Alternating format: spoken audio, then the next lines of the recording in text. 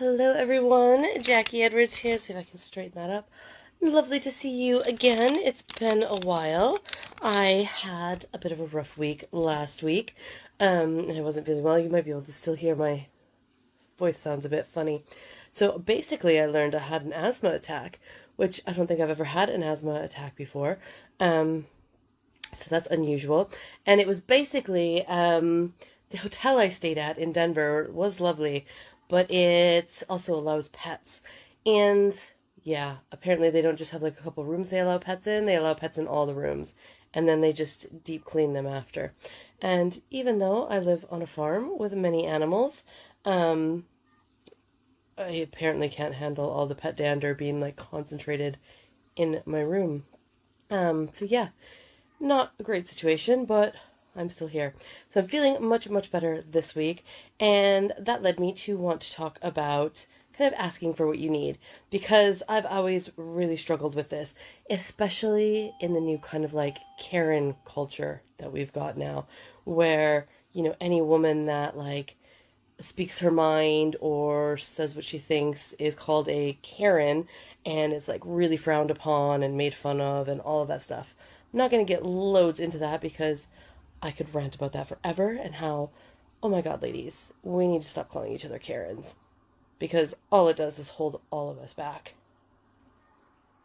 And it's basically just a way to silence women. But anyways, moving on. So today I wanted to talk about how asking for what you want isn't complaining. And the hotel last week in Denver taught me this multiple times. Again, lovely hotel, but I just feel like, oh, so many things went wrong. And now these are all completely first world problems. So, like, not the end of the world, but it just made for a long few days at a hotel that should have had a better experience. And the biggest thing I kind of came away with it from was it was just so uncomfortable for me to ask for what I needed every single time.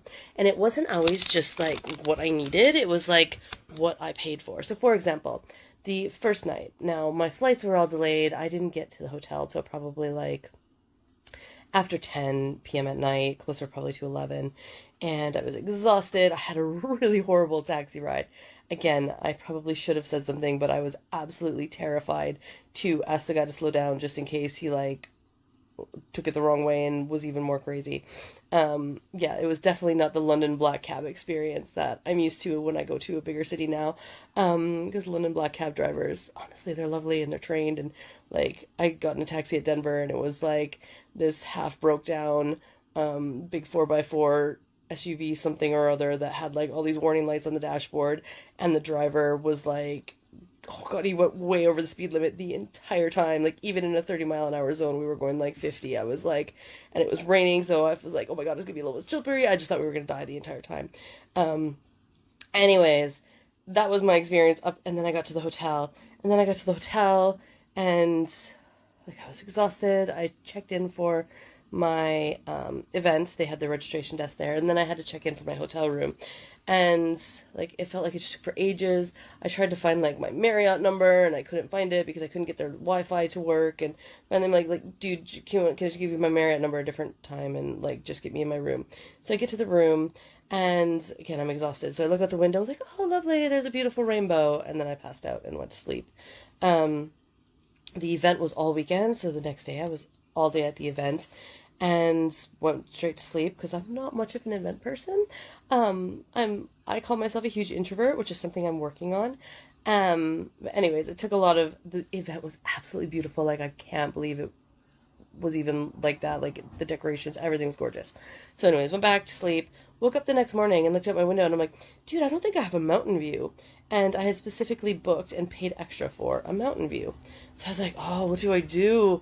I was like, I've already spent 2 nights here, and now I'm going to call them and be like, I don't have a mountain view that I paid extra for. And I was like, oh, maybe it's just a little bit foggy and the mountains will come. And I was like, no. And I looked back at the picture that I took of the rainbow, and I was like, yeah, definitely no mountains. And I like looked at their website picture of the rooms with mountains, and I was like, yeah, I definitely don't have a mountain view. And I was like, oh, well, I don't want to call and complain. I don't want to be a Karen. So I'll just suck it up and, it's fine. I don't have a mountain view. But I was like, oh, but I paid extra for a mountain view. Like, well, I don't really want to move rooms right now, but like, I did pay extra for a mountain view room. So, you know what? I was like, I deserve it. I'm allowed to call and tell them, I don't have a mountain view room and I paid extra for one, and let's see what happens. So I did call, and everything was fine. Like, they were really lovely. And she's like, oh, well, we can move rooms. I was like, oh, look, I'm all unpacked. I don't want to move rooms. So they gave me a little bit of discount. They gave me one of my meals for free that I had ordered for room service. And best of all, I got to have a super late checkout on the day my flight was, because my flight wasn't until like 7 p.m. So they gave me like a 3:30 checkout. I was like, oh, perfect. That's all fine. So that was lovely. But again, it took me a lot of effort to like even make the call down to reception to say, hey, you guys messed up. And again, it wasn't even a complaint call. It was just, yeah, that's the hardest thing. Like, I wasn't even calling to complain, but I felt like they would just think I'm like this dramatic diva that's like, oh, she's only just now noticed 2 days later that she didn't have a mountain view. So obviously she didn't need it. So why is she calling to complain? I was like, no, but I paid for it. So I should get my mountain view, or I should get my money back, which is what they did, and they were lovely. And then, and then they messed up like my food order because I got room service and I had to call down, and they had to get that again. I was like, again, first world problems, but I had to like, and it was just my French fries were missing, but I fucking love French fries, and these were truffle fries. I'm like, oh, so good. And so I was like, oh, but I've got all this other stuff. I'm not that hungry. And I was like, no, Jackie, you are allowed to call them and tell them they forgot your French fries. And again, I'm like super kind, super polite, like, dude, we all make mistakes. It's fine, just bring my French fries. And again, they were completely fine about it. Brought my French fries, life went on. So then, like, all day Monday, I spent the day in my hotel room, like, working. And up until then, like, I started to feel a little bit funny. On Monday, like, everything was, like, super stuffy. Like, I could feel my breathing was hard, my nose, like, my head, everything was, like, super, super stuffy. And I was like, dude, it feels like I have hay fever, but, like, I haven't left my room. How weird is that? And I almost canceled dinner. I had dinner with an old friend, and I was going to cancel my dinner with him. But I'm like, dude, I haven't seen him in, like, over 10 years. I was like, I really, really want to see him. So even though I feel kind of weird and hay fevery, I'm going to still go out. It's going to be fine. I can do it. So I met him, and it was amazing. Like, oh, we had such a good time, but also over dinner, like, everything cleared up. So my head was no longer stuffy. Like, my throat was still a little bit sore and raspy, but, like, all the pressure in my chest was gone. Like, all the pressure was gone. I was like, oh, this is amazing. I was like, really weird hay fever, though, that, like, clears up when I leave and go outside. But I was like, oh, that's all right. So I feel really good. Maybe it was just, like, I sat too long all day and whatever. I went back in my room, and as soon as I opened the door, like, my head just went like whoosh, and everything completely like stuffed up again, and I couldn't breathe. I don't know what. And that's when I was like, oh, that's it. I was like, it's the room. And then I was like, oh, because they let pets into the hotel. I was like, I bet there's been a pet in this room before me. And I was like, well, I'm feeling much better now. And again, it was like 10 o'clock at night. So I was like, well, this is my last night. I'll be fine. I'll just suck it up. So I went to sleep. And yeah, I could not just suck it up. It was awful. Like, I woke up at 1:30 in the morning and I properly couldn't breathe. It was like this horrible, horrible, really painful knot in my chest. And like, I was getting a little bit panicky. Even just thinking about it gets me all. So luckily, 1:30 there, my husband was awake here, so I was messaging him, and I was like, oh, I feel really horrible, and I like can't sleep, and I can't breathe. And he's like, you can just call and have them change rooms. I'm like, oh, it's 1:30 in the morning, and it's my last night. And I was like, oh, they'll think I'm such a diva. And he's like, dude, you can't breathe. He's like, you could change rooms. Especially because this is like, I paid over $400 a night for this room, almost $500 a night for this room. He's like, you can do it. You're allowed to change rooms. Like, obviously you're having a problem. So I called. It took ages to actually get through to somebody, which is fine. It's 1:30 in the morning. And he was lovely. So I asked him, I was like, has there been a pet in this room before? And he's like, oh, we can't tell that, but we always deep clean everything. And I'm like, it's kind of hard to deep clean, like, all the curtains and the carpets and the mattress if there's been loads of pets in here. So he was lovely. He's like, yep, I can change rooms. So he came up. I was mostly packed by then anyways because I was leaving the next day. So he moved me to another room and he's like, oh, and I was thinking, he's like, you could be on the same ventilation system, the same like vent run as a room that has some pets in it as well. And I was like, yeah. So all of that combined to just like completely mess me all up. So we moved to another room and again, it like cleared up. It was still not perfect, but like it cleared up a lot and I was able to sleep the rest of the night without that horrible pain. Because I couldn't breathe. So, long story short, basically, I asked for what I needed.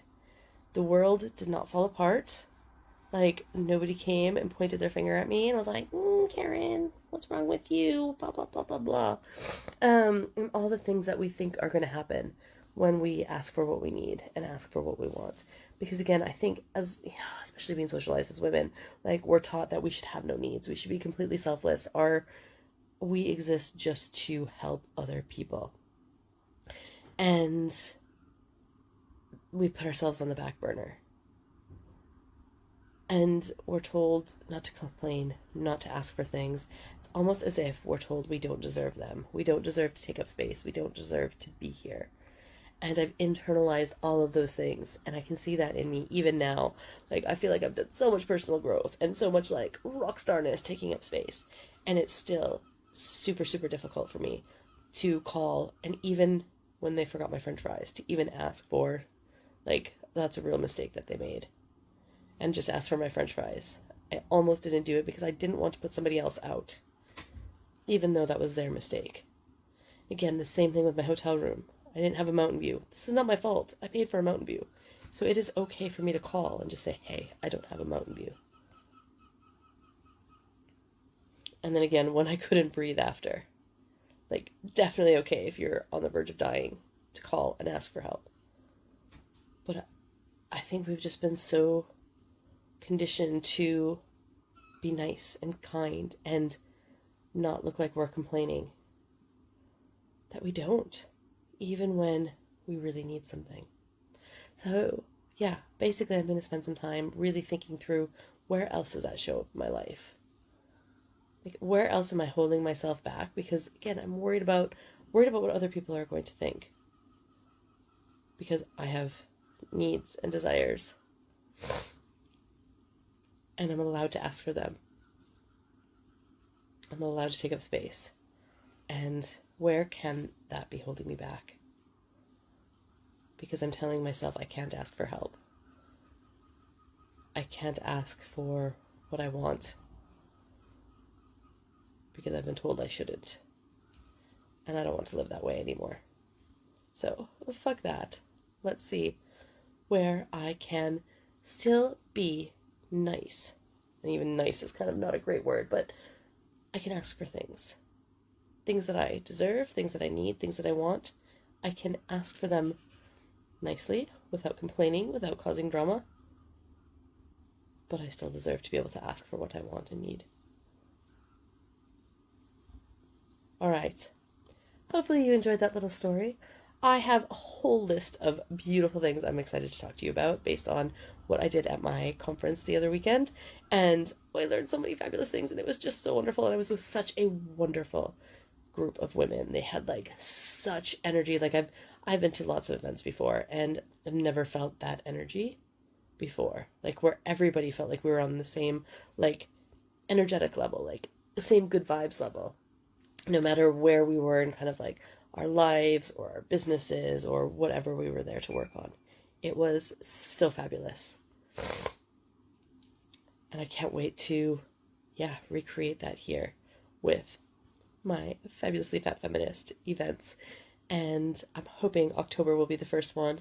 So I've got a little bit more thinking to do on that just to make sure it really fits in my calendar.